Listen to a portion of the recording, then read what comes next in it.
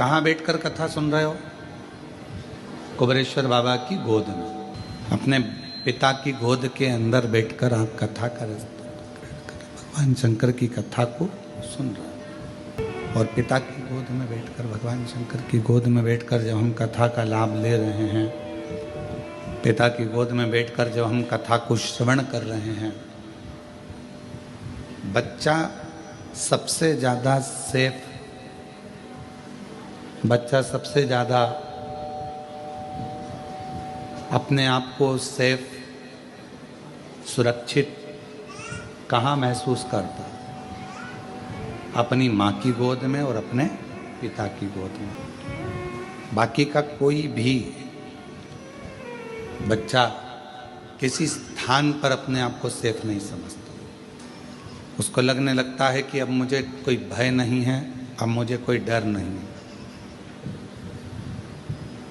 अब मुझे कोई भय नहीं है, अब मुझे कोई डर नहीं है, क्योंकि मेरे पिता की गोद में मैं बैठा हूँ, मेरी माँ की गोद में मैं बैठा हूँ। अब मुझे कोई टेंशन नहीं है, अब मुझे कोई चिंता नहीं है, अब मुझे कोई परेशानी नहीं है। जैसे एक पिता की गोद में बैठने के बाद व्यक्ति के हृदय में यह भाव आ जाता है कि अब मैं सेफ हूँ, अब मुझे भय नहीं है, सामने से कोई श्वान आ गया, कोई सिंह आ गया, कोई आ गया और मुझे भय नहीं है। कुबेरेश्वर धाम पर आप जितने भी बैठकर कथा को श्रवण कर रहे हैं, पितृपक्ष में या ऑनलाइन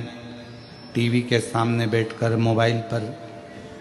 दुकान पर, कहीं पर भी बैठकर शिव महापुराण की कथा यदि आप श्रवण कर रहे हैं, तो आपको यह महसूस होना चाहिए कि अब हम